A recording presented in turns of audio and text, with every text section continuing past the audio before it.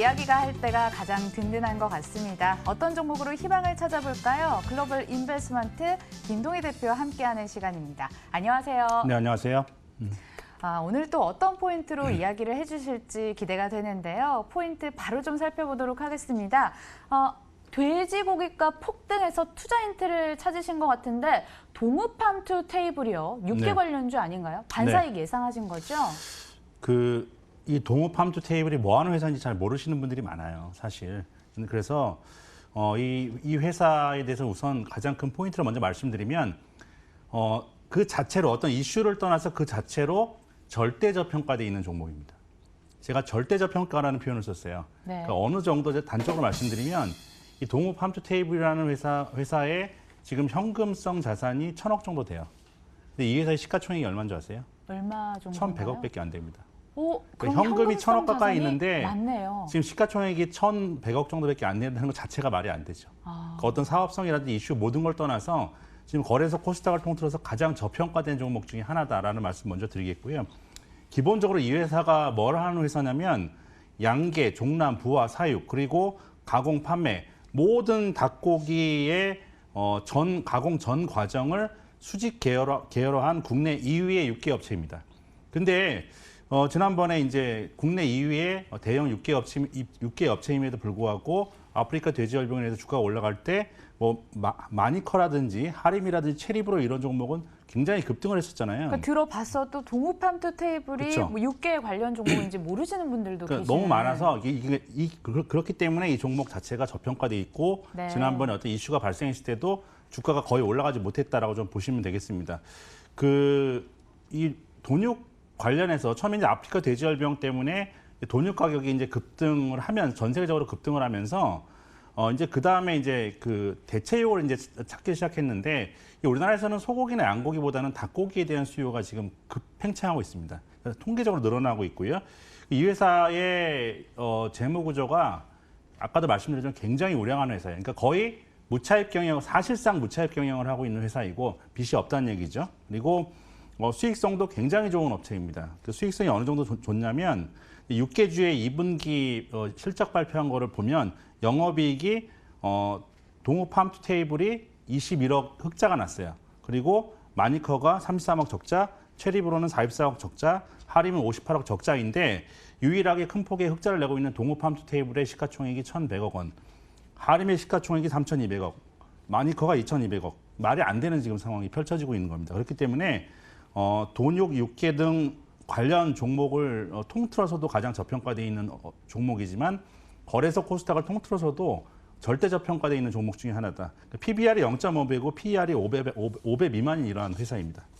우량한 기업인지는 알겠는데 유동성이 원활해야 또 투자 측면에서는 도움이 되죠. 마침 이 주가를 끌어올릴 만한 이슈가 상당하잖아요. 네, 그렇습니다. 이제 돈육 돼지고기 값이라는 타이틀을 달았지만 사실상 지금 돼지고기 가격뿐만 아니라 모든 육류 가격이 문제예요.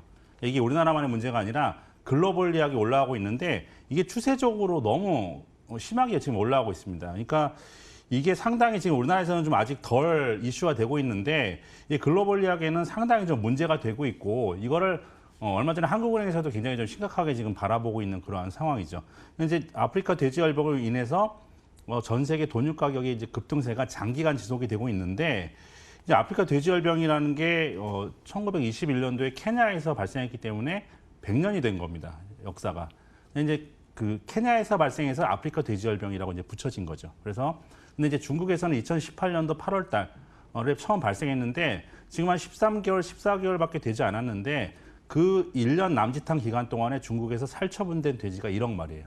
1억이요? 1억 마리. 그러니까 중국 돼지 사육 돈수의 30%가 살처분된 겁니다. 그러니까 이게 엄청나게 지금 심각한 상황이죠.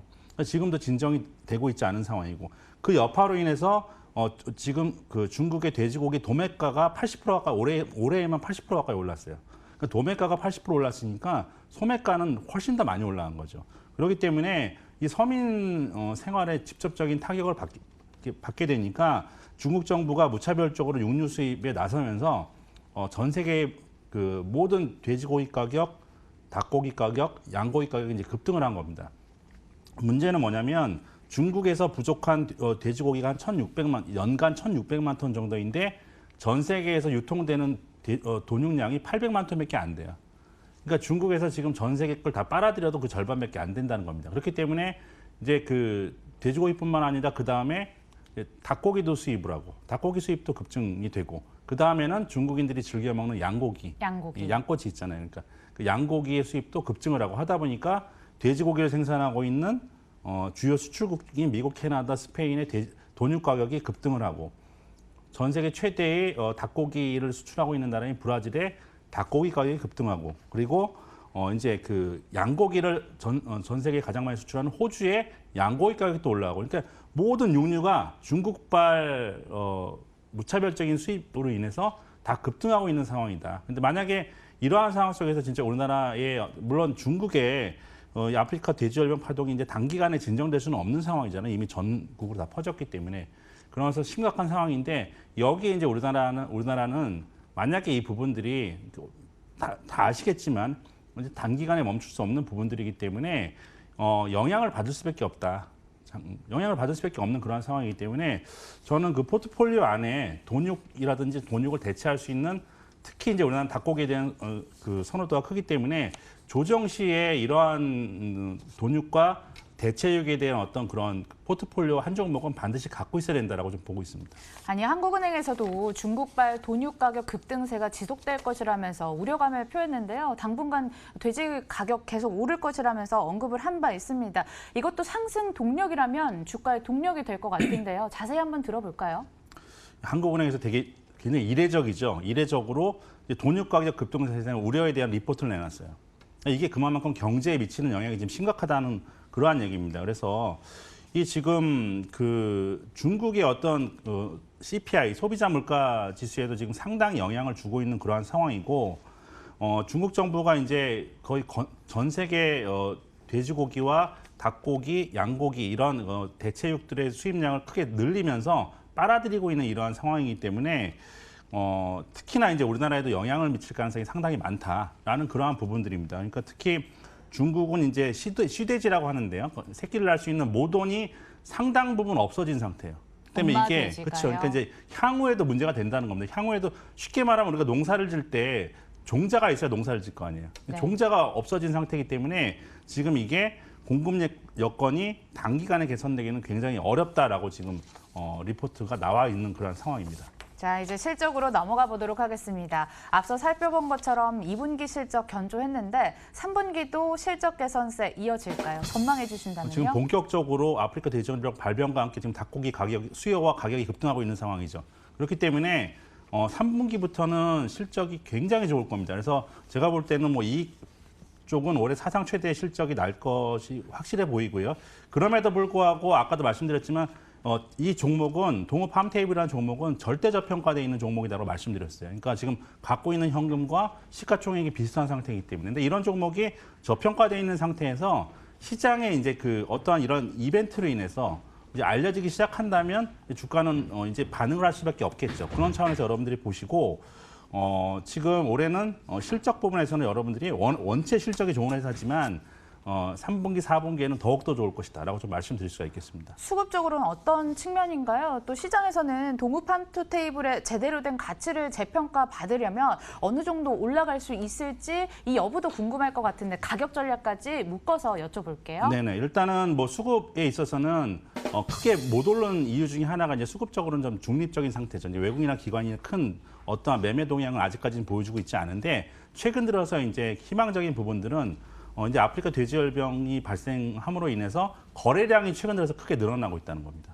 우리 격언에 주가는 속여도 거래량은 속이지 못한다라는 주식 격언이 있죠. 마찬가지로 거래량이 크게 늘어나고 있다는 부분들이 바닥권에서 동업팜테이블이 어떤 그 누군가가 계속해서 이제 주식을 매집하고 있다라는 그러한 증거가 되겠죠. 그러니까 이런 상황 속에서 언제든지 튈 수 있는 그러한 상황입니다. 아까도 말씀드렸지만 지금 이 아프리카 돼지열병과 관련된 돈육 가격 그리고 대체육인 닭고기 가격의 어떤 상승세 이런 거는 쉽게 멈출 수가 없는 글로벌리한 상황이기 때문에 반드시 우량한 뭐 이런 동업팜투테이블 같은 이러한 종목을 한 종목 정도는 조정받을 때 포트폴리오에 편입을 하고 계셔야 된다라고 좀 강조를 드리겠고요.